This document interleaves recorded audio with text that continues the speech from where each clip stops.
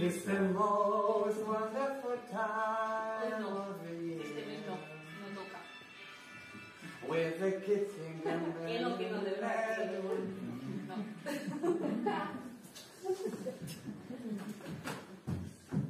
Ya estoy otra vez que te he hablado flamenco.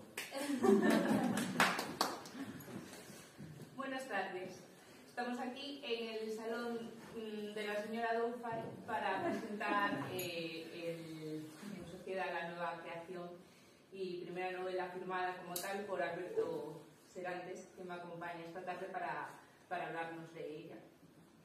La novela publicada se llama La hija del conserje, una novela que nos narra el misterio del sótano de un local que lo último que albergó es una librería, pero que mediante el recorrido de diferentes décadas el autor, en boca de los ciudadanos de la ciudad, nos cuenta todo lo vivido en ese sótano y desde cuándo habita ahí ese misterio, un espectro de una niña que a nuestros protagonistas les quita el sueño por momentos, pero que no pueden dejar de investigar para saber qué hace ahí ese pequeño ser de camisón blanco y mirada perdida.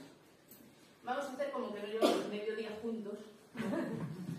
Buenas tardes, Alberto. Buenas tardes, Julia. ¿Qué tal Buenas estás? tardes, querido público.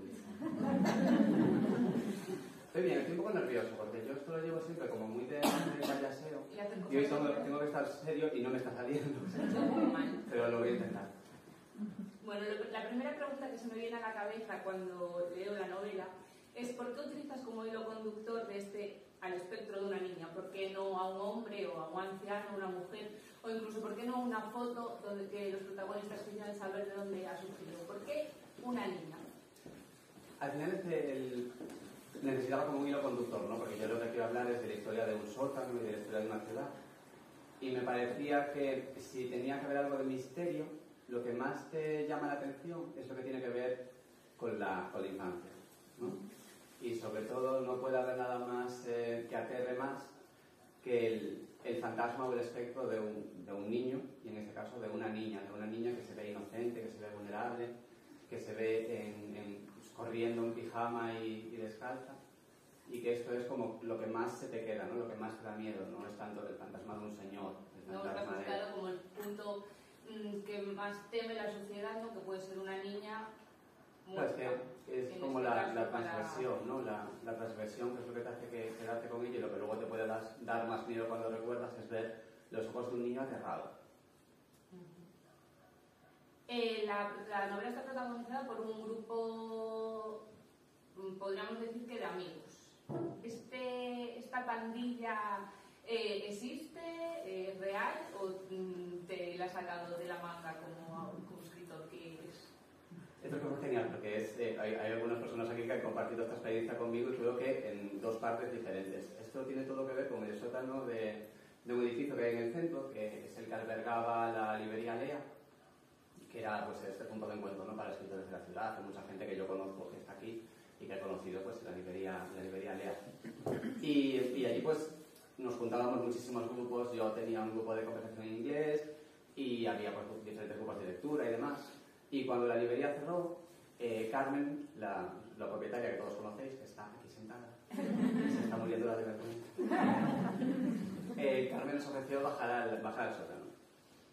Y bajamos en dos ocasiones. Yo bajé en dos ocasiones, Carmen bajó en dos ocasiones, yo porque me apunto a todo y Carmen porque era nuestra guía en aquel momento. Y bajé con dos grupos diferentes. Entonces, estos personajes que hay ahí, que son personajes estereotipados llevados al extremo, por ejemplo, es una novela coral, que el protagonista de una novela coral es el misterio en sí, o el lugar en sí, como en este caso es el sótano, ¿no? Y los personajes sí que me dan pie a que sean los que investigan con el lector lo que ha pasado con ese espectro que ven de una niña. Yo recuerdo las dos veces que bajé al sótano tuve la misma impresión, que era que aquel lugar estaba totalmente anclado en el tiempo. Creo que se quedó a finales de los 80 posiblemente, y era un lugar pues lúgubre, frío, que entraba luz solamente por una ventana súper alta, y de repente te aparece una niña y dices... No aparece nada, pero si hubiese aparecido hubiese sido maravilloso. Hubiese sido genial.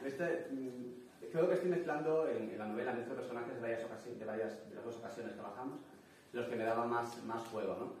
Pero en cualquiera de las dos ocasiones hubiese sido genial dicho, parecías una niña, sobre todo porque estábamos allí gente que teníamos activado el rollo literario y que hubiésemos sacado una historia, yo creo que cualquiera. Me he adelantado, ya lo sé. Bueno, como hemos dicho, el hilo conductor es este espectro, el fantasma de la niña, pero en verdad la novela no sigue un hilo temporal lineal, sino que mediante diversos personajes viajamos por diferentes décadas del siglo XX.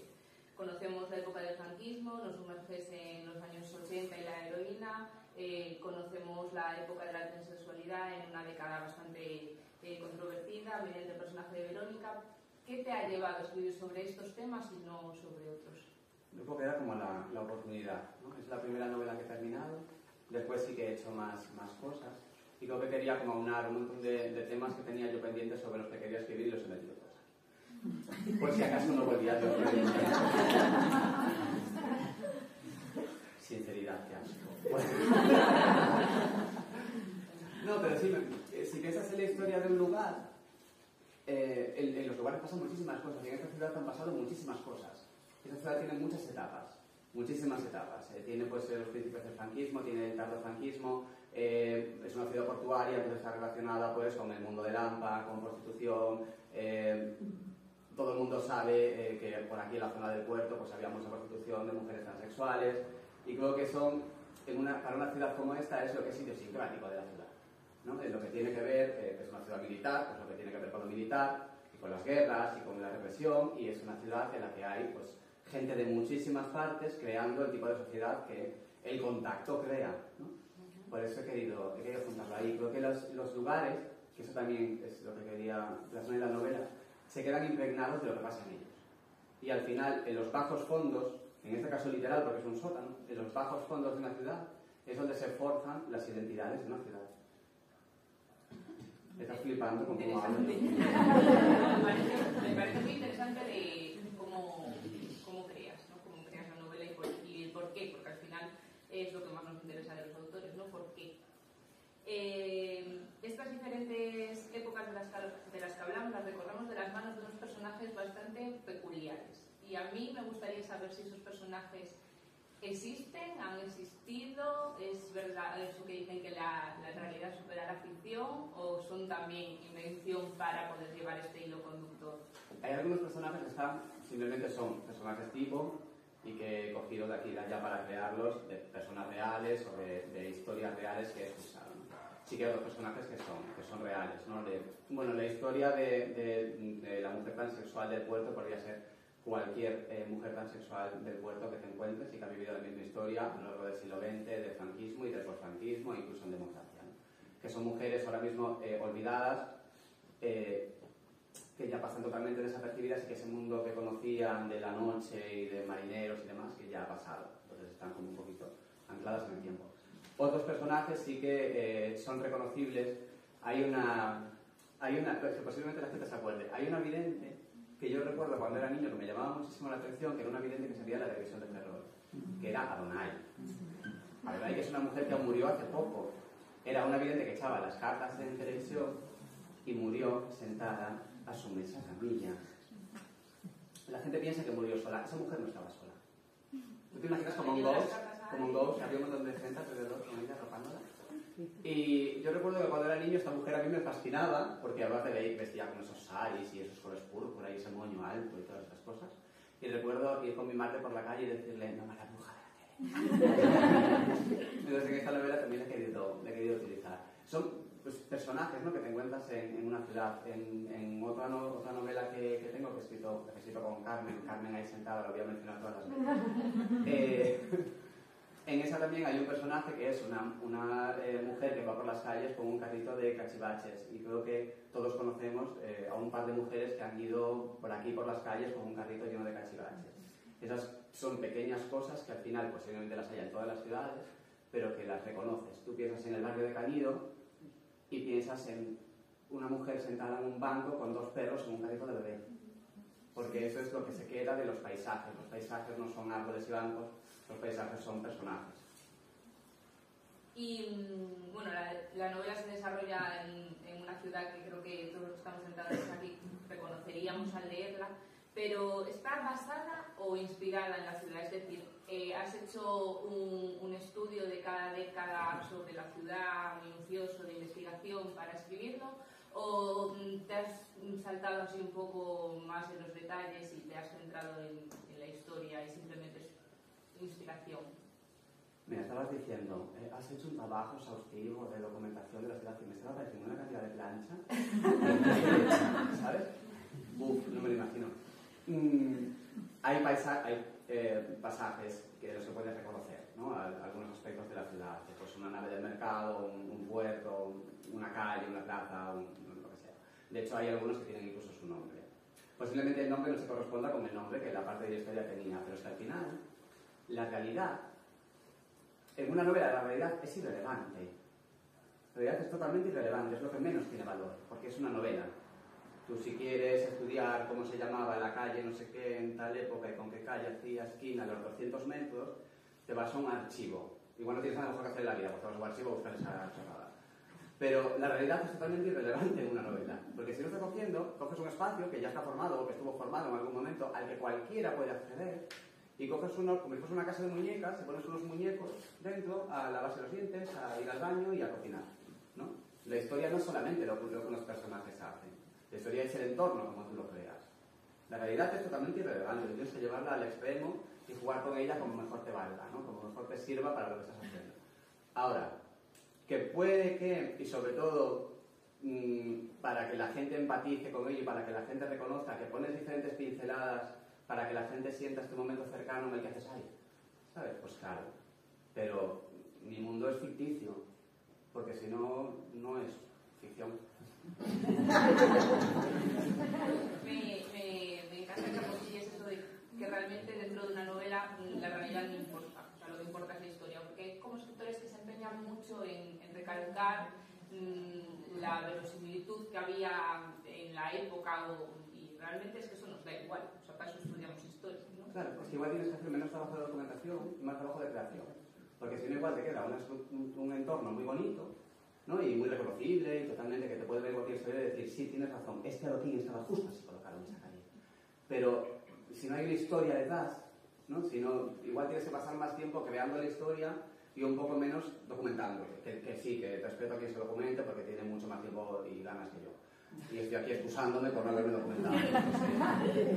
Pero a ver, si lo vendes bien, la gente se ríe, la gente se está riendo hasta que lo he desmontado yo ahora. ¿Entiendes? No, pero lo creo de verdad, pues cada uno lo hace como lo... Igual habrá gente que una documentación mucho más profusa pues le lleve a poder crear mucho mejor lo que quiere crear a partir de ella. No es mi caso. Ya nos has dicho que el sótano de la novela es el sótano de la librería de aquí de Carlos, no sabéis. Aquí sentado. ¿Alguna de las historias del sótano que vemos en la novela es real o ahí sí que es puramente inventiva? No, hay historias que Carmen me ha contado, que yo he construido sobre ellas, posiblemente las partes que no me ha contado me las he inventado porque me hacía más gracia, pero sí que hay historias que son reales. Sí que ahí ha habido clubes nocturnos, ahí pues ha habido hasta hace relativamente poco, ha habido alguna discoteca y demás, entonces sí que hay cosas que son reales. Sí que el entorno es totalmente real, porque es que aquel sótano era maravilloso, es que se entraba el sótano por una puerta pequeñita que había en una pared escondida detrás de un mueble.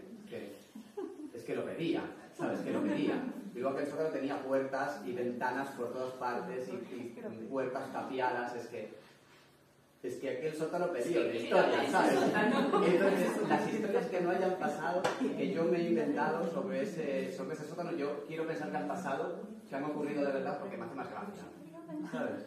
La realidad puede ser relevante, mejor inventar sobre ello. Y probablemente la realidad supera la ficción en ese sótano, por lo que cuenta. Posiblemente sí. Yo no estaba. En tus novelas, si hablo en plural, pues que sé que, aunque esta es la primera que firmas como Alberto Serantes, tienes una autopublicada con Carmen González, ahí sentada, que bajo el seudónimo de Lili Beirut, que se titula Como si se lo hubiese tragado la tierra. Y bueno, sé que has escrito algo más, tienes varias novelas por ahí que igual en algún momento ven la luz, esperemos. digo que en tus novelas siempre aparecen unas escenas un tanto extrañas dentro de la narrativa. De repente te aparece una escena así como muy almodovariana que dices tú, esta voy a volver a leer porque creo que me he dormido y no me estoy enterando. Por ejemplo, en esta, sin hacer mucho spoiler, porque se trata de que os la llevéis para casa y la leáis. Anaís, de la que ya nos has hablado en uno de sus programas de televisión local, le cuenta a una clienta que llama, ¿no?, que su marido ha tenido un encuentro sexual un poco controvertido, un poco peculiar. ¿A qué se debe este corte, la narración y estas escenas tan peculiares? No, pero ¿sabes qué pasa? Es que hay gente escribiendo en 2022 pensando que es Agatha Christie. Hay gente escribiendo novelas de misterio pensando que es Agatha Christie, que está inventando algo. Entonces, yo siempre digo lo mismo, que vuelva a ser otra vez igual poner la venda antes de la herida. Pero, si tú intentas hacer una cosa muy seria, pensando que estás a principios del siglo XX escribiendo una novela comercial de misterio, te va a salir comedia. Y la comedia es mejor que te salga de forma intencionada. Entonces, por eso, como yo sé que no voy a inventar nada, que son novelas de misterio que entretienen, que no estoy haciendo nada vanguardista ni rompiendo nada, que no estoy inventando ya, ¿no? Pero, exacto, bueno, yo lo intento. Pero como sé que no voy a romper nada, pues mejor ir a propósito a crear algo no nuevo, pero sí más ligero, ¿no? Sigue habiendo misterio, pero tiene que haber algunas partes en las que te arranque un poquito más la risa, ¿no? O que te choquen un poquito más, ¿sabes? En vez de ser drama y comedia, pues es misterio-comedia, misterio-comedia. Esto hay una persona que leyó la novela que tengo escrita con Carmen que me decía, oye, pero yo al principio tenía la impresión de que te estaba riendo de la gente que escribe. Digo, no, lo contrario, me lo estoy tomando excesivamente en serio. Si me estuviese riendo de la gente que escribe, cogería el tropo, lo seguiría y ya está, ¿sabes? Pero me lo tomó en serio. En esta novela, como decías tú, ¿no?, el personaje de Anaís, que es la pitonisa, pues ella tiene una caída en desgracia porque de tantas vueltas y de tanto que tiene que contar, esto de tu marido te pone los cuernos, no sé qué tal, que lo cuenta una y otra vez, o lo de las frases que me dijeron el otro día, me lo dijo, creo que Isidoro, lo de te veo un cambio, creo que fue el que me lo dijo, que tenía una frase que repetía siempre a Donay, ¿no?, que era te veo un cambio. Pues la vidente mía está tan cansada de decir lo mismo todo el rato, necesita siempre estar como un poquito más arriba para tener el público que no la ve para que le eche las cartas, que la ve para divertirse, que suelta lo más loco que se imagina, pero lo más loco que se le pasa por la cabeza y así es como cae en desgracia. En la novela anterior, para romper, hay un momento, ¿no?, de dramatismo, para romper el dramatismo en la novela que tengo escrita con Carmen, de repente entra una persona como un pollo y se le cae al suelo y lo coge con las manos y... Si mañana aparecemos muertos los dos, es que así lo Carmen en otra que estoy escribiendo, que... Oye, léetela, vale. A ver, que te lo he mandado, léetelo. En otra que estoy escribiendo, hay también un momento de tensión y de repente se rompe el momento de tensión porque la protagonista se da cuenta de que se ha dejado las gallinas fuera y ya es de noche y se va a comer el zorro alguna. ¿Sabes? Costumbrismo, ¿no? Pero la vida es así. Pero es así, yo de repente aprovecho la ocasión para decirte, ¿te puedes leer el segundo capítulo que te he mandado, por favor? Un poquito de rigor histórico. Un poquito de rigor histórico. Volviendo a las novelas, a ambas, me gustaría hablar del leitmotiv que utilizas en las dos novelas, porque en ambas, tanto como Si se lo hubiese tragado la tierra como La hija del conserje, la novela que has escrito aquí con nuestra amiga, que nos va a matar... Mira, voy a hacerle perdón que te interrumpa, voy a hacer las zapatas de Ryanair, que pasa que vender cosas todo el rato y yo, pues mira, también está ahí a la venta, como si se lo hubiese tragado la tierra. También ahí. Bueno, pues en las dos el tema central es una niña desaparecida. ¿Por qué en las dos eliges este tema? ¿Por qué las niñas desaparecidas? Esto tendría que mirármelo. Simplemente se ha conectado con la infancia, no lo sé. Es lo que decía al principio, ¿no? El hecho de que desaparezca un niño es como las cosas más trágicas que hay. O sea, se cae un niño en un pozo y se paraliza un país. Obvio. ¿No? Porque los niños, la infancia es lo que más te lleva, ¿no? A tener el instinto este de protección. Incluso quien no ha tenido nunca hijos, tú piensas en un niño vulnerable y lo que más te lleva a ello, ¿no? Es buscar. Y yo creo que es lo que más a los protagonistas de estas dos novelas, creo que es lo que más les lleva a que se conviertan en un asunto personal, es el hecho de que lo que haya involucrado es un niño. No sé, igual metes un perro fantasma o un perro desaparecido y te llevas más público. A ver, igual de Habría que estudiarlo. Bueno, dejando un poco la novela y la trama, vamos a entrar en temas algo más técnicos. ¿Cuán difícil es publicar y cómo consigues que la editorial Entre Líneas llegue a publicar esta novela? Esta me llegó totalmente por sorpresa. Recibí un email porque, bueno, tú acabas una novela, ¿no? Y le das vueltas, y se lo mandas a gente, y luego escribes y editas y pones aquí, quitas allá y tal. Y luego cuando te has decidido, bueno, cuando piensas que te has decidido que es la versión final, pues miras certámenes literarios y que es donde puedes mandar a editoriales que aceptan manuscritos y demás. Y yo lo mandé durante el año 2019, creo. Lo mandé a muchísimos premios, no gané ninguno, sorpresa. Pero sí que de esta editorial que organizaba un premio, yo siempre he pensado que esto de que no ganas un premio, pero a algún editor que cae en sus manos, o a alguien de un jurado le interesa y te llaman, pues siempre he pensado que era un mito para que la gente se siga presentando a premios. Pero es lo que pasó. Entonces, una persona lo leyó, le gustó y pues, empezamos a cosa. Le gustó, lo leyó, y el tema, pero vamos. Pues sí, fue una sorpresa maravillosa, no lo esperaba para nada, tardé mucho tiempo en... Siempre desconfías al principio de todo porque el capitalismo y la competición que tenemos todo el rato nos lleva a pensar que todo el mundo quiere aprovecharse de nosotros continuamente y que todo es una estafa, todo es una estafa. A ver, si te llama un señor de Emiratos Árabes que necesita tu número de cuenta para mandar tu herencia, es una estafa. Pero en este caso, ¿no? Pues todo estaba en orden, todo bien, eran las conversaciones que tuve con los editores con los que hablé, eran, pues, me dijeron, mira, esto fue genial. Me dijeron, ni tú eres Arturo Pérez Reverte, ni yo soy Editorial Planeta, o sea que tenemos que tener pies en la tierra. Y dije, bien, no soy Pérez Reverte. Entonces, al final, pues, llegamos a un acuerdo, hicieron una primera edición y pues, se portaron muy bien conmigo, todo está yendo muy, muy guay. Pues casi mejor no haber ganado el premio y haber ganado la publicación. A ver, que si me quieren dar el premio yo... También. Okay. ¿Por qué no? Ya para terminar me gustaría hablar de lo primero que se lee en un libro. Tu novela está dedicada a Celia, tu maestra, y a tu tío abuelo Pedro. De hecho, tiene que marcar una maestra para recordarla y dedicarle, después de tanto tiempo, una novela.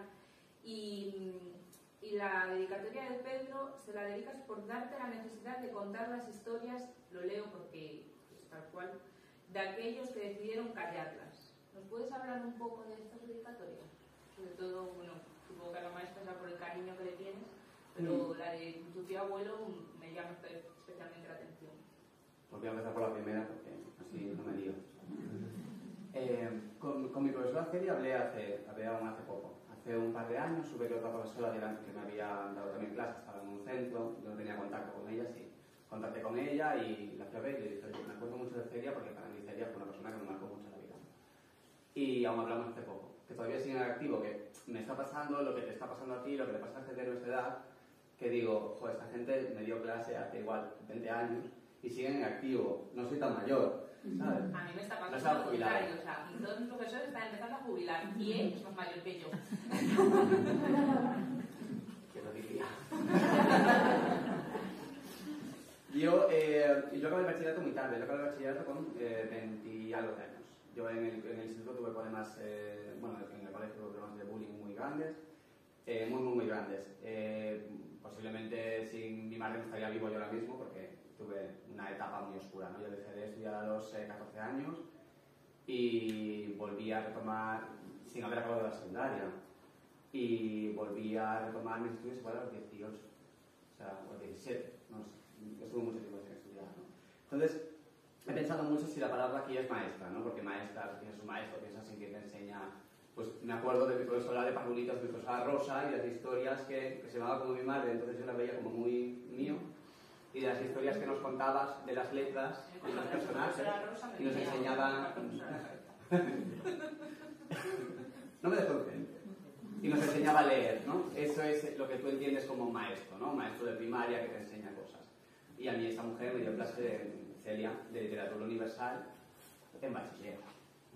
Pero claro, yo venía de una época de mi vida muy oscura y de sentirme, de sentir mucha vergüenza de no haber terminado mis estudios y tal. Y creo que me influyó esta mujer, Celia, y otra profesora que tuve que se llamaba Divina, que era mi profesora de historia. Creo que me influyeron de forma que supe que yo podía estudiar como todo el mundo. Y supieron encontrar una cosa que creo que no pasa mucho en el sistema educativo español, pero los subterfugios que tiene el sistema educativo español para gente que hemos fracasado y que volvamos al sistema y que al final triunfemos en el sistema, porque perdona, voy a hacer un máster. En mi caso funcionaron. Y funcionaron porque me encontré un grupo de gente que me hicieron valorar mucho las aptitudes que yo tenía para estudiar. Las aptitudes que yo tenía para escribir, para narrar, para leer, para entender, para hablar, como ahora. Y a mí eso me recondujo en la vida. Yo ahora mismo soy profesor y no sería profesor, no tendría ningunos estudios si no hubiese sido por Celia y por otra gente de esa generación de profesores que a mí me recondujeron en la vida. Qué bonito encontrarnos en la vida con profesores con vocación, porque realmente es difícil y tú tuviste la suerte de encontrarlas ahí. A ver, también me he encontrado inútiles totales, pero... Por eso digo, sí, qué bonito que nos hayamos encontrado, porque la vida es difícil. Pero cuento todavía esto. Es una charla que no es verdad. Y lo de mi tío abuelo es un tío de mi madre que desapareció durante la guerra civil y que lo contaron pues, después, ¿no? Que estaba en Francia, pasaron a Francia y vivía en Marsella con una mujer que se llamaba Otilia. Pero yo tengo unos recuerdos como muy lejanos, ¿no? de eso, porque yo era muy niño, gente que murió de los 90 o a finales de los 90 o algo así. Y yo no tengo casi recuerdos. Recuerdo que era gente que venía en verano, gente muy tranquila, que ella solo necesitaba pasear por el valle de los niños y recoger flores. Y era gente que había vivido tanto que ya sabía lo que era vivir. Entonces era gente muy tranquila. Entonces yo de este hombre no sé prácticamente nada. Sé que era militar y que acabó exiliado en Francia y que volvió una vez murió el dictador. Pero en mi familia no se ha hablado mucho de eso. No se ha hablado de lo que ha pasado, ¿no? Yo pienso y claro, porque lo hemos estudiado, ¿no? Sabemos que esto es así. Sabemos que el ejército republicano exiliado en Marsella liberó París de los nazis, aunque nadie lo diga. Que cuando acabó la Primera Guerra Mundial intentaron invadir el Valle de Arán para forzar a Franco a enfrentarse con los aliados. En mi familia esto no se ha hablado. Posiblemente igual era un señor que se fue allí, se abrió un restaurante y hasta hoy, ¿sabes? No se sabe. Como decía antes, que la realidad es totalmente... ¿Cómo era la palabra que se me ha ido? La realidad es irrelevante. La realidad es totalmente irrelevante. Entonces, son historias que yo creo que no se han contado en mi familia. También porque cuando volvió después de acabar la dictadura, pues esas cosas no se hablaron. Claro, nadie ha preguntado, nadie ha abierto esa conversación y creo que igual pues eran cosas dolorosas de las que no hablan, ¿no? Por eso digo, historias de gente que no las contó, que igual no fueron sus historias. Pero hay tantas historias así, de gente que se va y luego vuelve, de gente que va pasando de campamento guerrillero hasta exiliarse, ¿sabes? Hay tantas historias así de gente que luego vive tranquila porque ya ha vivido tanto que ya no le queda más frustración, más, no sé, ¿no? Hay tantas historias así que digo, oye, pues si no es justo la suya la que estoy contando, es la que me estoy inventando. Yo diría que no se hablaban y no se hablan. Y invitaría aquí a que aquellos que tenéis la oportunidad aún de saber de esas historias, que escuchéis a aquel que os la pueda contar. Porque creo que estamos dejando atrás, estamos intentando enterrar un pasado que en verdad está ahí y enterrándolo no conseguimos nada. Y bueno, yo a mí me hubiese gustado saber muchas partes de mi familia que ya no puedo saber porque los que me lo pudieron contar en su día pues ya no están. Entonces, aquellos que tengáis la oportunidad de hablar con gente que ha vivido todo lo que sabemos que han vivido, no perdáis esa oportunidad. Bueno, por mi parte no hay más preguntas. No sé si alguien del público se anima a preguntar. Cri, cri, cri, bolita de paja. Es que hablo mucho, entonces sabes, yo no dejo más en casi cada ya no tenéis contado, ya os lo he contado todo. Bueno, pues entonces hasta aquí damos por cerrada la entrevista. Gracias por ayudarnos a saber más sobre la novela y sobre el tema y sobre qué te llevó a escribirla y por qué. Espero que, bueno, que os haya gustado y que os haya entretenido y sobre todo que os haya entrado las ganas de leer la novela, que será el objetivo de la entrevista. No os olvidéis que cuando yo me calle podéis venir a comprarla y aquí nuestro amigo os la firma con todo su amor y cariño, y a ti decirte que te deseo mucho éxito, que esta novela te traiga grandes alegrías y que vengan muchas más y que puedas seguir a tu lado leyendo el mundo y escribiendo la vida. La verdad, te quiero mucho.